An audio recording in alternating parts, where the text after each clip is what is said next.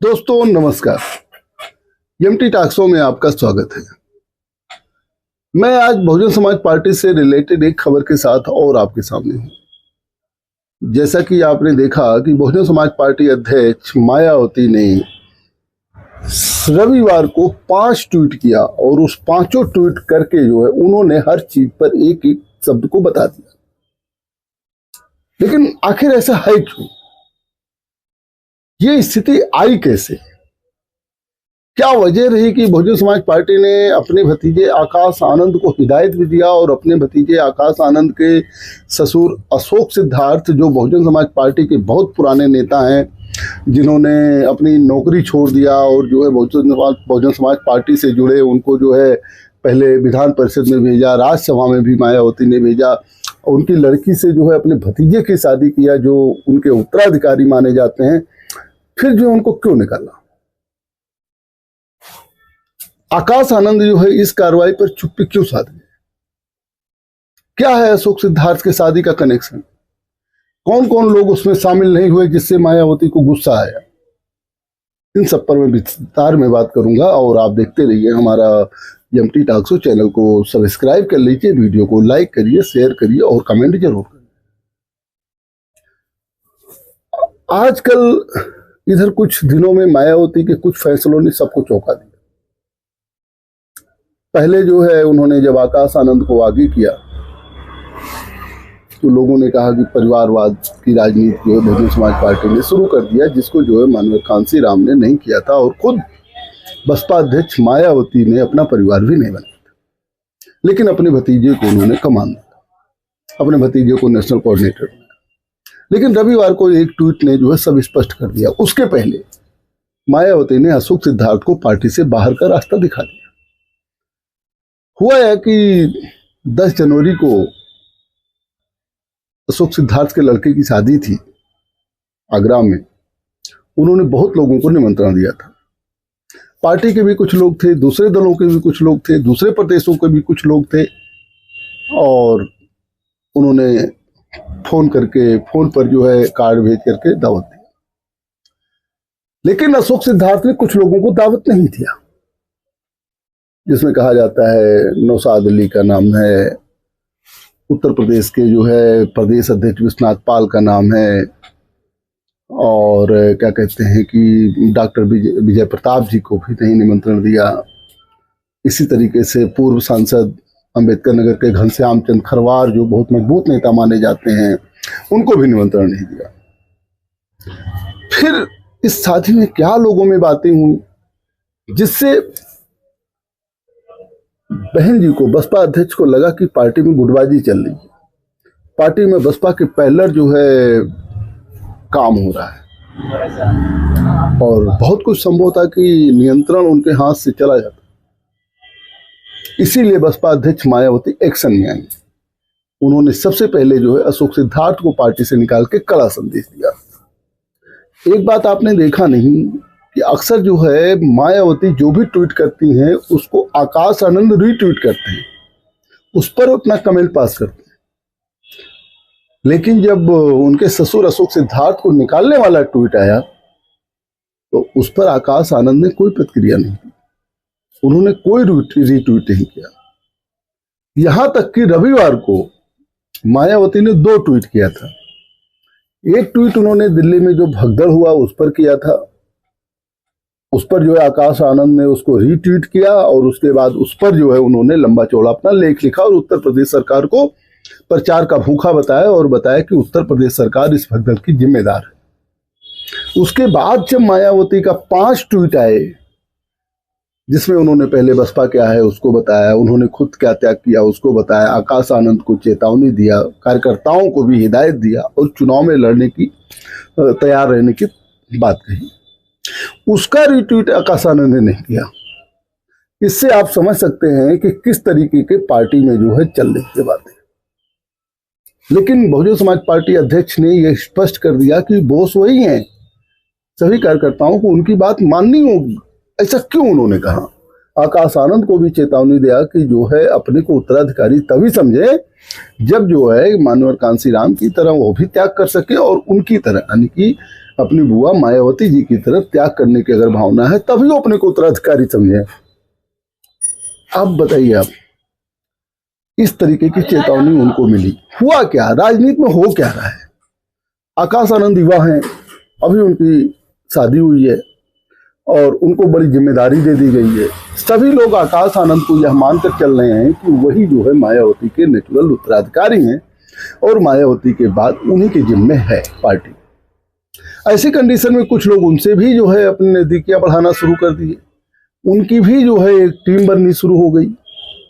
अब जब टीम बननी शुरू हो गई तो मायावती के कुछ बातों की अवहेलना होने लगी। इसकी शिकायत मायावती को की गई। अब आप देखिए राजनीति के परिप्रेक्ष्य में, चलिए ये तो पार्टी का आंतरिक मामला है, लेकिन राजनीति के परिप्रेक्ष्य में आप देखिए कि लगातार बहुजन समाज पार्टी का जनाधार घटता जा रहा है। उसके प्रतिनिधि जो है सदनों से घटते जा रहे हैं और यहां तक कि उत्तर प्रदेश में 403 विधानसभा सीट में केवल एक विधायक। सांसद की अगर बात करें तो लोकसभा में कोई भी सांसद नहीं। ऐसी कंडीशन में बहुजन समाज पार्टी की जो जनाधार उसका गिरता जा रहा है, उसके पीछे यही रीजन है कि वो परंपरागत पार्टी अपने परंपरा के अनुसार ही चल रही है, नए ढांचे में ढल नहीं रही है। आपको बता दें, पूर्ण बहुमत की सरकार बनी थी समाजवादी पार्टी की 2012 में, लेकिन 2017 में फिर भी उसने जो है क्षेत्रीय दलों से गठबंधन किया, कांग्रेस से बड़ा गठबंधन किया, लेफ्ट पार्टियों से गठबंधन किया, भले नहीं सफलता मिली। लेकिन बहुजन समाज पार्टी 2007 में पूर्ण बहुमत से सरकार में बनी, लेकिन जो है उसने विधानसभा में गठबंधन करना उचित नहीं समझा। लोकसभा में 2019 में भले गठबंधन किया, लेकिन वो सफलता नहीं मिली और गठबंधन तोड़ दिया गया। अगर 2019 का गठबंधन चल रहा होता तो 2022 में राजनीतिक परिदृश्य कुछ दूसरा ही होता। अब इतने सालों से बहुजन समाज पार्टी का कार्यकर्ता सत्ता में नहीं है, वो बहुत निराश है। वो चाहता है कि उसके प्रतिनिधि बने, उसके विधायक बने, उसके सांसद बने। लेकिन जब आज गठबंधन के राजनीति का दौर चल रहा है तो बहुजन समाज पार्टी अकेला लड़के अपने कार्यकर्ताओं को निराश करती है। वहीं आकाश आनंद दूसरी बात सोचते हैं। आकाश आनंद का कहना है कि गठबंधन हो सकता है, होना चाहिए। एक चैनल के इंटरव्यू में भी उन्होंने कहा था कि सत्ता से ही समाज को बदला जा सकता है। गठबंधन हम पोस्ट पोल अलायंस करेंगे, किसी भी पार्टी से करेंगे। तब ये कहा गया कि वो भाजपा से भी कर सकते हैं, लेकिन पोस्ट पोल अलायंस तब होता है जब आपके पास विधायक या सांसद हो। अगर आपके पास सदन में प्रतिनिधि नहीं होंगे तो पोस्ट पोल अलायंस कैसे होगा? इस बात को आकाश आनंद भी समझते हैं। समझती तो बहन जी भी हैं, लेकिन बहन जी जो है वो गठबंधन करने के थोड़ा सा उसमें रहती हैं, खिलाफ रहती हैं, क्योंकि उनका वोट ट्रांसफर हो जाता है। कहती हैं कि जिससे गठबंधन होता है उनका वोट हमारे पर नहीं ट्रांसफर हो पाता है। हालांकि ये दूसरी चीज है, लेकिन Akash Anand pre poll alliance करना चाहते हैं। जब अशोक सिद्धार्थ की शादी में तमाम नेता जुटे हुए थे तो वहां जो है ऑफ कैमरा में बता रहा हूं, अनौपचारिक रूप से इस पर भी चर्चा हुई थी कि कार्यकर्ता चाहता गठबंधन करो, कार्यकर्ता चाहता गठबंधन करो, लेकिन बहन जी गठबंधन करती ही नहीं है, जिससे हम लोगों की राजनीति भी चौपट हो रही है। अब हम जो है तमाम ऐसे नेता हैं जो विधायक और सांसद बनना चाहते हैं, नहीं बन पाते हैं, या कह लीजिए चुनाव में हारने के लिए तो कोई जुड़ेगा नहीं। इस तरीके की जो औपचारिक बातें होती हैं वो हुई, उसकी रिपोर्ट भी वहां तक गई। कहने का मतलब मायावती को एक डर तो था कि कहीं आकाश आनंद के नेतृत्व में बहुजन समाज पार्टी उनको न किनारे कर दे, आकाश आनंद बोस बन जाए। और उसकी जैसे अखिलेश यादव के उसमें हुआ था कि मुलायम सिंह यादव को संरक्षक बना दिया गया और अखिलेश यादव खुद अध्यक्ष बन गए और आज समाजवादी पार्टी में वही सर्वे सर्वा है।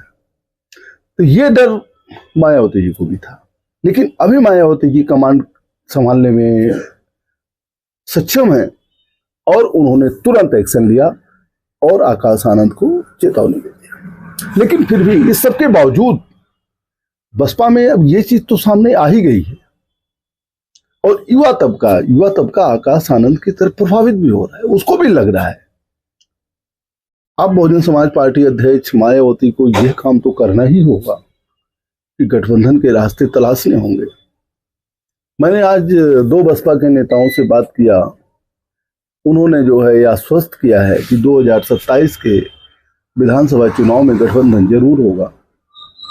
ये बातें तो बहुत पहले से हो रही हैं, लेकिन हो नहीं पा रही हैं, क्योंकि एक मायावती जी का प्रेस कॉन्फ्रेंस आएगा और कह दिया उन्होंने कि हम अकेले चुनाव लड़ेंगे, किसी से नहीं गठबंधन करेंगे, तो सारा आश्वासन और सारी उम्मीदों पर जो है पानी फिर जाता है। लेकिन 2027 में ऐसा बहन जी क्यों करेंगे? 10-11 प्रतिशत वोट है, और अगर गठबंधन में चुनाव नहीं लड़ा गया तो वो वोट बचेगा कहाँ? वो वोट तो कहीं भी शिफ्ट हो सकता है, जिस पर जो है पीडीए के माध्यम से सपा की नजर है, जिस पर जो है हिंदुत्व के नाम पर जो है भारतीय जनता पार्टी का भी नजर है। चंद्रशेखर आजाद जो है अपनी पार्टी को बढ़ाने के चक्कर में जो है बहुजन समाज पार्टी के वोटरों पर ही उनकी निगाह है, और दूसरी तरफ पारिवारिक कलह जो बसपा का सबके सामने है। जो चीज नहीं होनी चाहिए थी, जो बाहर नहीं आना चाहिए था, लेकिन वो बाहर आ चुका है। भविष्य में क्या होगा, दो ही बातें हैं, या तो आकाश आनंद का बहुजन समाज पार्टी पर कब्जा होगा, या आकाश आनंद को बहुजन समाज पार्टी अध्यक्ष मायावती बाहर कर सकती। इस बात को मैंने कल ही लिखा था, क्योंकि बसपा अध्यक्ष नहीं चाहेंगी कि जो है उनकी पार्टी में कई केंद्र बने। हालांकि बड़े नेता केंद्र बनाते हैं, बड़े नेता खुद अपनी पार्टी में ऐसी गुटबाजी करते, वो बोस रहते, वो नहीं चाहते कि एक महासचिव दूसरे महासचिव उन सबसे इतना मेल हो कि कल को उनको खतरा हो। किसी की बात कम मानना, किसी की बात ज्यादा मानना, किसी को इस तरह के समझौते करना, मेल मिलाप, मतलब कुल मिला के बोस ही होता है। तो वो जैसे अपने कर्मचारियों में हल्का फुल्का जो है टसन चाहता है, ये तो हर जगह होता है। लेकिन जब टसन इतना हो जाए कि बॉस को कोई बॉस ही ना माने, तब तो दिक्कत होती, तब तो अपनी ताकत दिखानी पड़ती। और मायावती ने इस भविष्य के खतरे को देखते हुए कदम उठाया है। अब खतरा बना हुआ है या खतरा चला गया है, ये आगे 2-4 दिनों में आप सबके सामने आएगा। लेकिन अशोक सिद्धार्थ को निकालना, यह शायद आकाश आनंद को भी नहीं पसंद आया, इसीलिए आकाश आनंद ने उस पर कोई प्रतिक्रिया नहीं दिया। और यह देखते हुए मायावती ने आकाश आनंद को भी उनकी जमीन बताने की कोशिश की। क्या होगा आगे, कौन कौन है उस गुटबाजी में, क्या होगा इसका परिणाम, कैसे बहुजन समाज पार्टी मजबूत होगी, कैसे 2027 में सत्ता में आएगी, ये तो देखने वाली बात होगी। लेकिन अभी की तारीख में बहुत हलचल है बहुजन समाज पार्टी। कोई भी बहुजन समाज पार्टी का नेता कुछ बोलने को तैयार नहीं है। वे खुद इस चक्कर में है कि किसकी तरफ बोले। हालांकि पुराने जो महारथी हैं वो मायावती को ही अपना नेता मानते हैं, क्योंकि ऐसे लोग मायावती जी को अपना नेता मानते। हुआ क्या, जब मायावती जी ने जो है, जब वही पूरी बोस थी, तो तमाम ऐसे नेता थे जो शादीशुदा नहीं थे और बसपा के कैडर के लिए काम कर रहे थे, मायावती के करीबी भी थे। उन लोगों को लगता था कि जो है बसपा की कमान वो भविष्य में संभाल भी सकते हैं। ऐसा एक रामजी गौतम के बारे में बहुत चर्चा होती थी कि अगले जो है बसपा के उत्तराधिकारी वही बन सकते हैं। लेकिन जब मायावती ने अपने भतीजे को पेश किया, नेशनल कोऑर्डिनेटर बनाया, और जो उत्तराधिकारी जो है सब लोग मानने लगे, तो बहुत नेताओं में निराशा भी हुई कि अरे यार, अब तो ये मिलने वाला नहीं। लेकिन नहीं, कैडर के लोग थे, इसलिए वो अनुशासित होकर काम कर रहे थे। जैसे ही उनको मौका मिला, वैसे उन्होंने खेल करना शुरू कर दिया, और इसका मौका अशोक सिद्धार्थ ने खुद ही दिया। आप बताइए, आप सभी नेताओं को बुला रहे हैं, उत्तर प्रदेश के जो है प्रदेश अध्यक्ष को आप पूछ नहीं रहे, घनश्याम चंद्र खरवार को आप पूछ नहीं रहे, डॉक्टर विजय प्रताप गौतम को आप पूछ नहीं रहे, आप जो है अपने पार्टी के वरिष्ठ नेताओं नौशाद अली को पूछ नहीं रहे। भैया, आपकी पार्टी में वरिष्ठ नेता हैं तमाम, लेकिन दूसरे दलों के नेता सब आ रहे हैं, वो शामिल हो रहे हैं, तो जाहिर सी बात है राजनीतिक बातें तो तमाम हुई होंगी ना, जो बहुजन समाज पार्टी अध्यक्ष नहीं चाहती।